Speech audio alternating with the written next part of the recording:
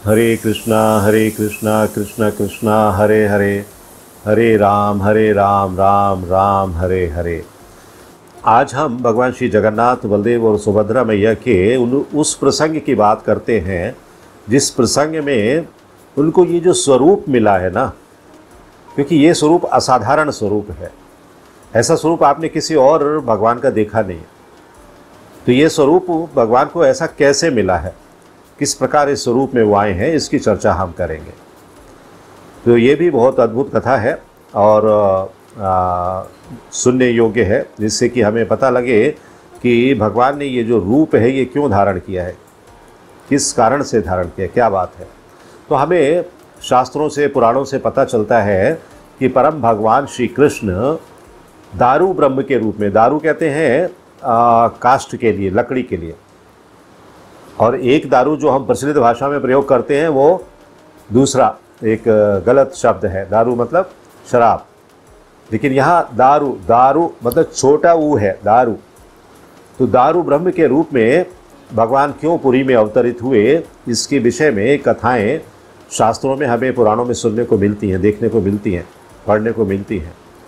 तो जैसा कि आप सब जानते हैं कि राजा इंद्रद्युम्न के समय में ये भगवान का अवतार हुआ।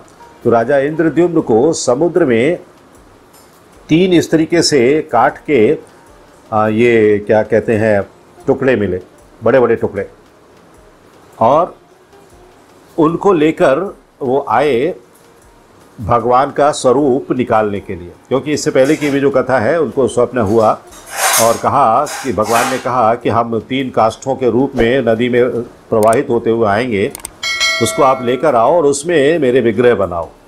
तो भगवान श्री कृष्ण स्वयं विश्वकर्मा के रूप में राजा इंद्रद्युम्न के राज्य में, उनके स्थान में आए और उन काष्ठ के जो स्तंभ हैं, बड़े बड़े टुकड़े हैं, लॉक्स हैं बड़े बड़े, उनको विग्रह रूप देने के लिए भगवान ने स्वयं वो कार्य किया। तो ये कार्य शुरू होने से पहले उन्होंने राजा को निर्देश दिया कि 21 दिनों का समय मुझे दो आप, और 21 दिनों के समय में मुझे कोई डिस्टर्ब नहीं करेगा, मुझे अकेला छोड़ दो, एक कमरे में या एक हॉल में या बड़े स्थान में मुझे छोड़ दो, जहाँ मैं 21 दिनों तक ये कार्य करता रहूँगा। तो विश्वकर्मा के रूप में जो भगवान थे, उन्होंने चेतावनी दी राजा के लिए कि यदि 21 दिन से पूर्व किसी भी व्यक्ति ने द्वार खोल दिया तो विग्रह जितना भी निर्माण हो चुका है बस उतना ही रहेगा, उससे आगे नहीं हो सकता। मतलब अगर अपूर्ण है तो अपूर्ण ही रहेगा।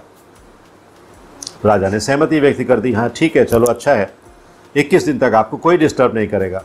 अभी 1 दिन, 2 दिन, 3 दिन, 4 दिन राजा बराबर अपने दूतों को लगाकर सुन रहे हैं कि अंदर से छेनी हथौड़ी की आवाज़ आ रही है कि नहीं आ रही है, अंदर काम चल रहा है, पता चल रहा है कि नहीं चल रहा है।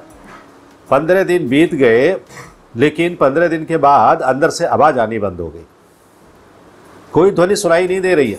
तो राजा के दूतों ने राजा को जाकर बताया कि कोई आवाज़ नहीं आ रही है। तो रानी को भी संदेह हुआ कि ऐसा तो नहीं है कि जो विश्वकर्मा हैं, जो काष्ठकार हैं, जो निर्माण कर रहे हैं, वो वृद्ध हैं, ऐसा तो नहीं है कि भोजन की कमी के कारण उनको उनकी मृत्यु हो गई हो, वो अब हो ही नहीं, इसीलिए आवाज़ नहीं आ रही है। तो उन्होंने राजा से कहा कि आप एक काम करो, आप दरवाज़ा खोल लो और सत्य को पता लगाओ कि सत्य क्या है। तो राजा ने, जो विश्वकर्मा थे, वृद्ध विश्वकर्मा, उनके निर्देशों का पालन करने की कामना से इस प्रस्ताव का यथाशक्ति विरोध भी किया कि नहीं भाई, हम नहीं खोलेंगे, मुझसे कहा गया है कि 21 दिन से पहले आप दरवाज़ा मत खोलना। किंतु रानी ने इतना दबाव बना दिया, इतना प्रेशर कर दिया राजा के ऊपर कि उन्होंने द्वार खोलना पड़ा। और जब राजा ने द्वार खोला, कि जब देखा अंदर, तो वहाँ वो जो विश्वकर्मा नाम के जो वृद्ध थे, जो भगवान का ही स्वरूप थे, आकर बना रहे थे अपने विग्रह, वो वहाँ से अंतर्ध्यान हो चुके थे। जैसे ही दरवाज़ा खोला वो वहाँ नहीं थे। सभी लोग स्तब्ध रह गए, एकदम आश्चर्यचकित हो गए कि इतने दिनों से आवाज़ आ रही थी और यहाँ तो कोई है ही नहीं, और विग्रह आधे अधूरे बने हुए रखे हुए थे। तो सब लोगों को बहुत दुख हुआ कि ये समय से पहले खोल दिया गया, शायद विग्रह पूरे बन जाते, लेकिन अभी अब क्या करें। तभी एक आकाशवाणी हुई, सभी लोगों को वहाँ सुनाई दी। उस आकाशवाणी में कहा गया कि चिंता करने की कोई आवश्यकता नहीं है, क्योंकि आपने 21 दिन से पूर्व द्वार खोल दिया है और अपने वचन का पालन नहीं किया है, अतः विग्रह अब इसी स्वरूप में रहेंगे। जितने बन चुके हैं उतने ही रहेंगे, इससे आगे नहीं बनेंगे। हाँ, और आप इन प्रतिमाओं का, इन विग्रहों का पूजन आरंभ कर सकते हैं।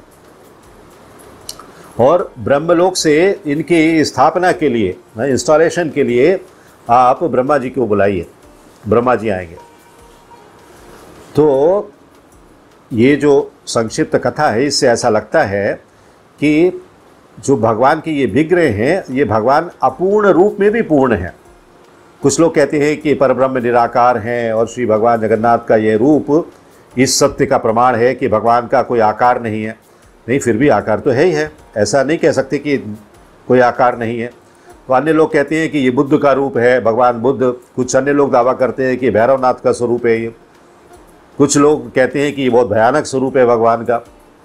तो ये सभी बातें बिल्कुल सत्य हैं। जिसका जैसा जैसा भाव है वैसा वो भगवान को देखता है। तो अगर मायावादी लोग या निरीश्वरवादी लोग कहते हैं कि निराकार स्वरूप है, तो ठीक है भाई, तुम जिस तरह से प्रसन्न हो वो भाव रखो। तो भगवान जगन्नाथ का लेकिन ऐसा स्वरूप है क्यों? ये तो निर्माण की बात हो गई। ये ऐसा स्वरूप भी आखिर भगवान ने क्यों धारण कर लिया? क्यों 15 दिन के बाद ही भगवान ने वो विग्रहों को बनाना बंद कर दिया और इस स्वरूप में रह गए? तो भगवान जगन्नाथ के इस स्वरूप के पीछे एक और कथा है।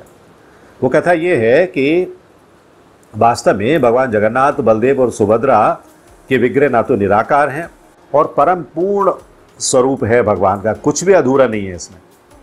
ये स्वरूप इसलिए आकार न ले सके क्योंकि रानी ने राजा इंद्रद्युम्न का कहना नहीं माना और समय से पूर्व दरवाज़ा खुलवा दिया।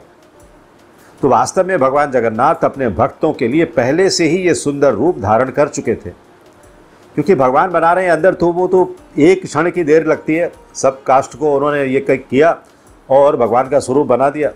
तो भगवान का स्वरूप बन गया, तैयार हो गया। 15 दिन तो ऐसे ही आवाज़ आती रही अंदर से। तो भगवान जगन्नाथ संपूर्ण ब्रह्मांड को मोक्ष प्रदान करने के लिए प्रत्येक प्राणी को अपने दर्शन देते हैं इस जगन्नाथ रथ यात्रा के रूप में।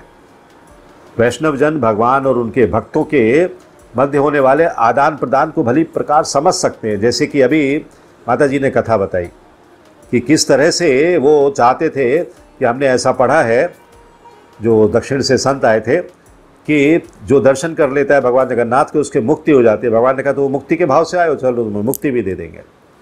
तो वे जो भक्त होते हैं भगवान के कोई सा भी स्वरूप क्यों ना हो उसकी प्रशंसा करते हैं, उसमें आनंद प्राप्त करते हैं, उसका गुणगान करते हैं। तो इसमें इसके पीछे जो कथा है कि भगवान का ये स्वरूप क्यों बना है, तो इसके बारे में चर्चा करते हैं। जब भगवान श्री कृष्ण मथुरा से विदा होने के पश्चात अपनी 16,108 महारानियों के साथ द्वारका में वास करने लगे, तो उस समय द्वारका में जो सभी रानियाँ थी, 16,108 रानियाँ बहुत सुंदर थी, बहुत ऐश्वर्य के साथ रह रही थी। भगवान की सहचरी हैं वो सब। तो परम प्रेम और परम निष्ठा के साथ भगवान के साथ उनका जीवन चल रहा है, भगवान की सेवा कर रही हैं। यद्यपि रानियां जो हैं अपने अलौकिक पति को संतुष्ट करने के लिए तन मन से लगती हैं। अलौकिक पति हैं भगवान, और एक होते हुए भी वो अनेक हैं। 16,108 रानियों के साथ भगवान की ऐसी क्षमता थी कि वो एक साथ सभी रानियों के साथ रह सकते थे और रहते थे। किसी को भी ये नहीं लगता था कि भगवान मेरे साथ नहीं है। और अगर एक पत्नी दूसरे पत्नी के महल में जाकर देखती है तो भगवान वहाँ भी हैं, भगवान यहाँ भी हैं, दोनों जगह भगवान दिखाई देते हैं। तो बहुत मन से वो लोग सेवा करती थी। फिर भी भगवान श्री कृष्ण का जो वृंदावन धाम का जो स्वरूप है वो उनको पता नहीं है अच्छी तरह से। वो जानना चाहती हैं कि भगवान ने जो वहाँ लीलाएं की हैं, ब्रज में जो अपना वास किया है उसका स्मरण करती हैं। हालांकि वो गई हैं यहाँ से ही, वो 16,100 रानियाँ जो हैं वो गई तो ब्रज से ही हैं। भगवान ने उनको ब्रज से ही स्वीकार किया है।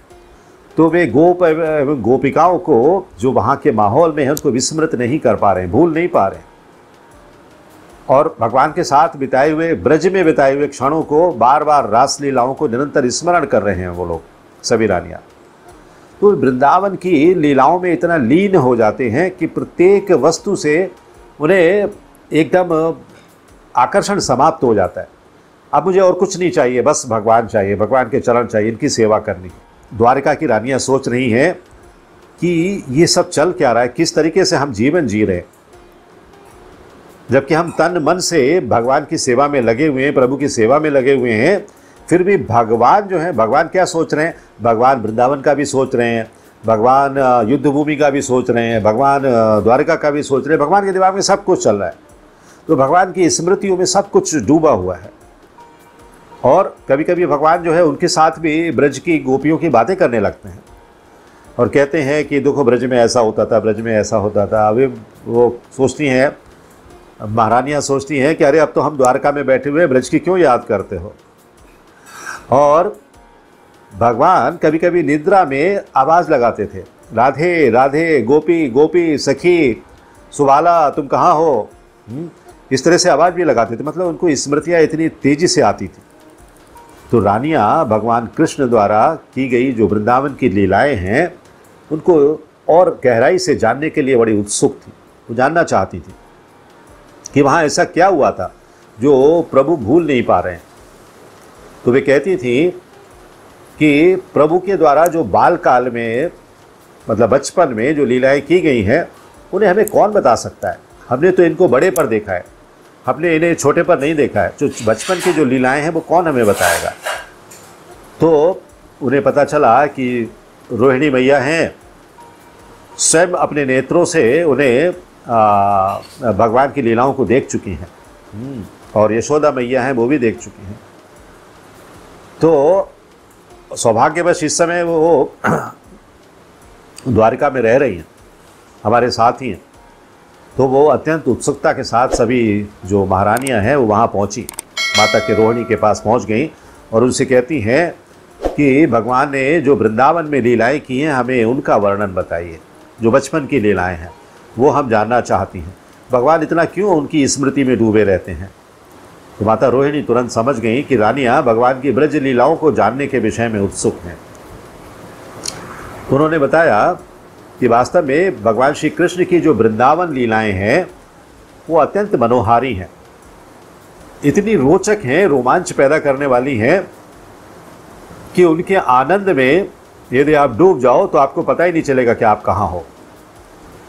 और भगवान स्वयं भी उनको सुनते सुनते खो जाते हैं। अगर भगवान सुनने लगे अपनी लीलाओं को तो वो भी खो जाते हैं उसमें। तो मैया ने कहा कि मैं आपको वो सब कथाएं बता सकती हूँ, लेकिन एक शर्त है कि जब मैं उनका वर्णन करूंगी तो कृष्ण और बलराम को यहाँ पर आना नहीं चाहिए। जब मैं ये कथाएं सुनाऊंगी, आपके लिए लीलाएं सुनाऊंगी, तो कृष्ण और बलराम यहाँ पर आकर ये कथाएं ना सुने। और यदि वे इन्हें सुन लेंगे तो एक समस्या उत्पन्न हो जाएगी। तो उन लोगों ने डिसाइड किया, हाँ ठीक है चलो ऐसा करेंगे।